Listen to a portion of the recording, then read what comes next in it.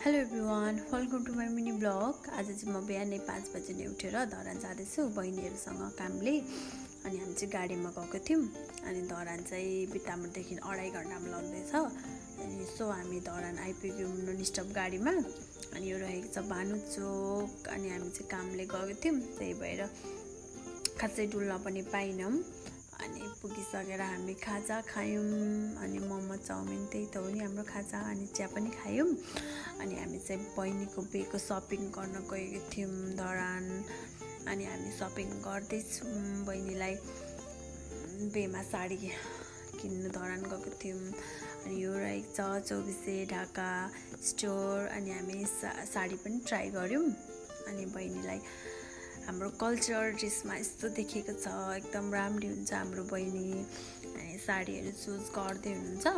ढाकाको साडीले हाम्रो त अब लिम्बू कल्चर हो, ढाकाको साडी लाउनै पर्यो। अनि हामी अरू ठाउँ पनि गयौँ लुगा हेर्न। अनि लुगा हेरिसकेर हामी ओसो पार्कतिर जाँदैछौँ। म चाहिँ मेरो बहिनी, अर्को बहिनी चाहिँ स्कुटरमा आउँदै हुनुहुन्छ। अनि हामी फर्स्ट टाइम गएको थिएँ र धेरै एक्साइटेड थिएँ। यो चाहिँ रहेको छ ओसो पार्क।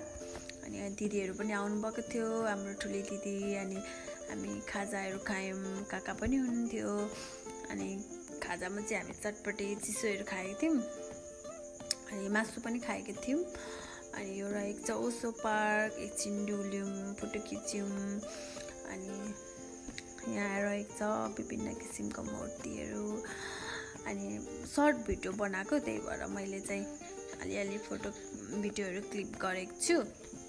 हामी चाहिँ खास घुम्न गएको थिएनौँ नि त, सपिङ गर्न गएको थियौँ। अनि यसो घुम्ने मौका पाएर हामी त्यहाँ पार्कमा घुम्न गएको। अनि यो चाहिँ चिचिन्डोमा पानी रहेछ, मैले खाएँ पानी पनि। अनि भिडियो गरेर हामी डाइरेक्ट धरान आयौँ। धरानबाट इटरी आएर त्यहाँ पनि यसो साडीको कलेक्सन हेऱ्यौँ। अनि हेरिसकेर हामी चाहिँ रात परिसकेको थियो। अनि घर जाने टाइम पनि थिएन, गाडी पनि नपाएर। अनि क्याफेमा कफी खायौँ इटरीदेखि। अनि डाइरेक्ट दिदीहरूकोमा गयौँ, दिदीहरूकोमै बस्यौँ। अनि हाम्रो दिदीले चाहिँ एकदम हामीलाई मेजबान दिनुभएको थियो राम्रोसँग। आजलाई यति नै।